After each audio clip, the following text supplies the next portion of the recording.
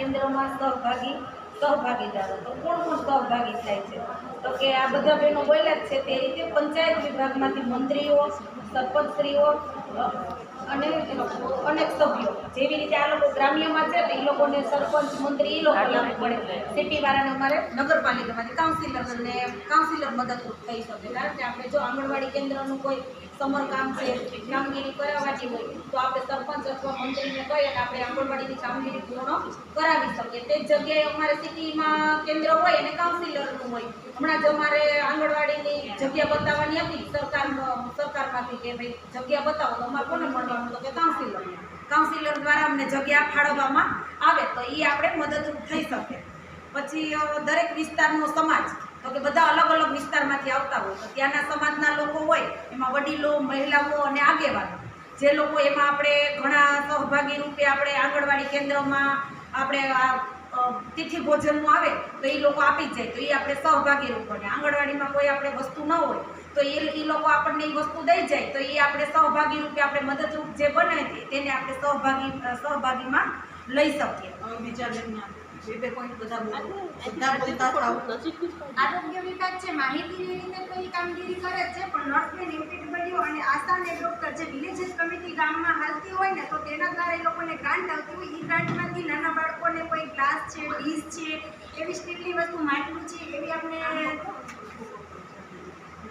વસ્તુ ઘટતી કેન્દ્રમાં પૂરી કરી અને વિલેજ કમિટી આરોગ્ય વિભાગ તરફથી પણ સેવાઓ આપે છે.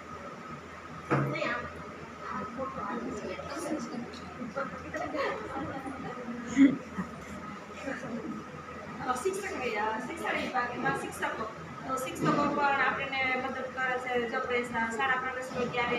પછી આપણે કિશોરીની કોઈ યુઆઈડી નંબર હોય,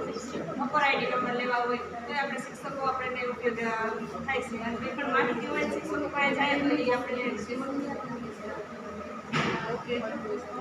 કાઉન્સિલર અને ગ્રામ્ય વિસ્તારમાં સરપંચ દ્વારા આપણને મદદ થાય છે. પછી બીજું છે કે ગ્રામ પંચાયત દ્વારા એના બધા સભ્યો દ્વારા, પછી અન્ય મહિલાઓ દ્વારા કે જે આપણને આ બેને કીધું એવી રીતના અન્ય કોઈ પણ મહિલા હોય ને આપણે ક્યારેક એના દ્વારા, જે તે વિસ્તારના સભ્યો, આપણા વિસ્તારના જે સભ્યો હોય છે એના દ્વારા, પછી એએનએમ બેન અને આશા વર્કર બેન દ્વારા, આરોગ્યના સ્ટાફ દ્વારા, પછી કોઈ પણ સમુદાય અને જ્ઞાતિના આગેવાન દ્વારા એના દ્વારા પણ આપણને મદદરૂપ થાય છે. અને સરકારી અથવા તો અને પ્રાઇવેટ શાળાઓના આચાર્ય અને શિક્ષકો દ્વારા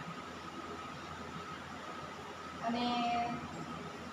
ફાઉન્ડેશન દ્વારા, કોઈ પણ ફાઉન્ડેશન હોય ને આપણે એ પણ આપણે મદદરૂપ થઈ શકે છે. અને છેલ્લું છે કે સોશિયલ મીડિયાના માધ્યમ દ્વારા કે સરપંચ, તલાટી, સભ્યો કે પેલા આપણને ગામના આંગણવાડીમાં કોઈ પણ જરૂરિયાત હોય કે કોઈ પણ વસ્તુની આપણે ઓલું હોય કે આંગણવાડીમાં મહેનત કરવી કે આપણે બ્લોક લખવા કે કોઈ પણ વસ્તુની જરૂરિયાત આપણે પેલા સંપર્ક ક્યાં કરીએ છીએ? પંચાયતે કરીએ ને તો સરપંચ, સભ્ય અને તલાટી, અને એ આપણને કામમાં આવે છે. પછી છે આરોગ્ય જે આશા વર્કર, ગ્રામસેવક, FSW અને નર્સ બેન, જે રીતે આપણે બાળકોને કે કોઈ પણ માહિતી હોય કે આપણે સગર્ભા ધાત્રી તેનો પણ આપણને મદદ કરવામાં મદદ કરે છે. પછી છે સખી મંડળ દ્વારા જે આપણે જે મિટિંગ કરવી, કિશોરી મિટિંગ કે આપણે જે મહિલા મિટિંગ કરીએ છીએ તો સખી મંડળના બહેનો આપણને મદદ કરે છે. કોઈ પણ આપણે એને કામ હોય તો એની મંડળમાં છે એને શોપ કે જે પણ ખોલ્યું હોય ને તો એના દ્વારા આપણને પેડ વિતરણ કે આપણે ક્યાંય આપણે જો આંગણવાડીમાં આપણે કોઈ કિશોરીને ચોથા મંગળવારે જે પેડ વિતરણ કરીએ છીએ ને તો આપણી પાસે ગામમાં કોઈ પણ આમ દુકાન કે ન હોય કે કટલેરી કે જે ન હોય પણ એ મંડળના બહેનો જે એની પોતાની રોજગારી ખોલી હોય ને સખી મંડળના બહેનો તો એના ઘરે તો આપણે ત્યાંથી લેવામાં એવી રીતના મદદ કરીએ એટલે આપણે એને સંપર્ક કરીએ એટલે મળી જવાની સાથે વસ્તુ છે જો ખૂટતી હોય. પછી દાતાશ્રી કે જેમ કે આપણે કોઈ પણ આંગણવાડીમાં વસ્તુનું દાન કરે બાળકો માટે કે કોઈ પણ વસ્તુ ખૂટતી હોય આપણે કે બાળકોને ચિત્રપોથી છે કે કોઈ પણ વસ્તુની આપણે કોઈ પણ હોય કે અમારે દાન કરવું છે તો આપણે કહીએ કે તમારા આંગણવાડીમાં કોઈ પણ વસ્તુ ખૂટે છે તો તમારે કઈ વસ્તુની જરૂરિયાત છે તો આપણે કહીએ કે બાળકોને કલર, પેન્સિલ, ચિત્રપોથી કે બુક્સ કે આપણે જે પણ વસ્તુ ખૂટતી હોય તો આપણે કહીએ તો એ લોકો આપણને મદદ કરે.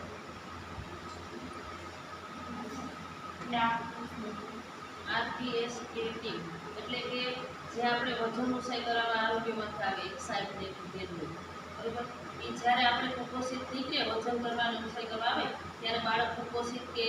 મધ્યમાં કે નીકળે તો એ આપણને લાઈન બતાવે ને એમ કે એને ક્યાં લઈ જવું ને એની શું પ્રોસેસ કરવી એટલે એ પણ આપણામાં સહભાગી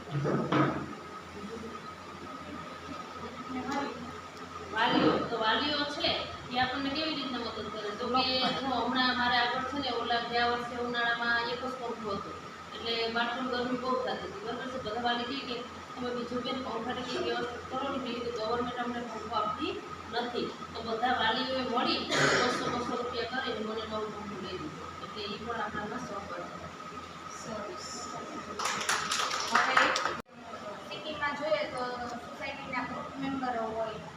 એટલે ગ્રુપ મેમ્બરો સોસાયટીમાં ગ્રુપ હોય ને જાણે કે ગરબી મંડળનું ગ્રુપ હોય તો આપણે બાળાઓને નવરાત્રિ આવતી હોય તો ગિફ્ટ આપી જતા હોય કોઈ લાણી આપી જતા હોય તો એવું એક સોસાયટીમાં ગ્રુપ હોય પછી સોસાયટીમાં વોર્ડ કાઉન્સિલર દ્વારા આપણે મદદ થતી હોય કે કોઈ આપણે બાંધણીના દાખલા કે એવા દાખલા કઢાવવા હોય તો આપણે આડકતરી રીતે કાઉન્સિલરો પણ મદદ થતા હોય પછી ઉચ્ચ પદાધિકારીઓ હોય સોસાયટીમાં કોઈક જિલ્લામાં કે તાલુકામાં કે કામ કરતા હોય તો ઓફિસના વ્યક્તિઓએ આપણે આંગણવાડી વિભાગ છે આપણી પાસેથી લોકો મદદ લેતા હોય કે કાંઈ માહિતી જોતી હોય તો આપણી પાસે આવતી ગ્રામ પંચાયત હોય તો એમાં અલગ અલગ સમિતિ હોય એમાં આરોગ્ય સમિતિ છે એ આપણને મદદરૂપ થાય દાખલા તરીકે આપણા વિસ્તારનું કોઈ બાળક છે સગર્ભા છે કે કોઈ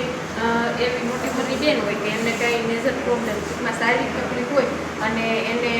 શું કહેવાય આર્થિક મદદ એ કરી શકે એટલે ટૂંકમાં આરોગ્ય સમિતિના જે સભ્ય છે એ બીજા દ્વારા કાઉન્સેલ કરી અને એમને મદદ મળે પછી ગ્રામ પંચાયત તો આપણને મદદ કરે જ છે જે કંઈ જરૂરિયાત હોય આપણે ત્યાં જ રજૂઆત કરવાની છે કે અમારે આ ઘટે છે કે દરવાજો નથી ને એટલે એ લોકો મદદ કરે એમ શું કહેવાય કે અહીંયા શહેરી વિસ્તારમાં કાઉન્સેલર શિક્ષણ વિભાગ તો શિક્ષણ વિભાગની અંદર અમારા ગામમાં કહું ને તો અમારા ગામમાં તો અમને લોકોને પ્રાથમિક શાળાના શિક્ષકો અને હાઈસ્કૂલ વિભાગનો સ્ટાફ બહુ બધી રીતે મદદ કરે અમારે હાલતા કિશોરીની ઉજવણી હોય કોઈ તાલીમ પણ અમે ત્યાં રાખેલી છે તાલીમ હોય એનું ભોજનાલય આપે છતાં એના શું કહેવાય ચેર ને આપે એની કોઈ વસ્તુ હોય એ પણ આપણને વાપરવા આપે અને એ લોકો સપોર્ટ કરે આપણને નગરપાલિકા